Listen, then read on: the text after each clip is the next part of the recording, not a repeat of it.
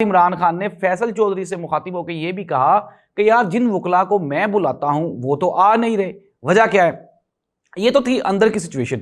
इमरान खान को जाहिर सी बात है बाहर की सिचुएशन का नहीं पता कि वो लोग क्यों नहीं जा रहे अंदर जिनको इमरान खान बुलाना चाहते हैं। अब हम आ जाते हैं बाहर की सिचुएशन पे।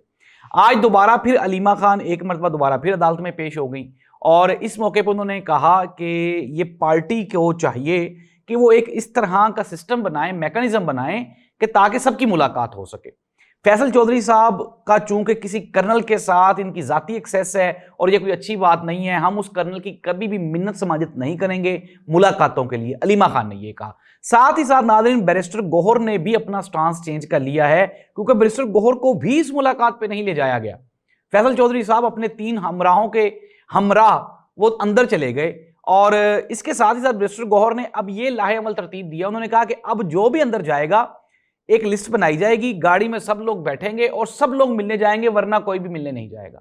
अलीमा खान ने यह कहा फैसल चौधरी का नाम लेते हुए कि फैसल चौधरी साहब खुद नहीं जाते बल्कि किसी का मैसेज लेके जाते हैं और इमरान खान इनको बारहा एक ही जवाब दे चुके हैं जो ये आके अवाम को नहीं बताते, अपने आकाओं को बता देते।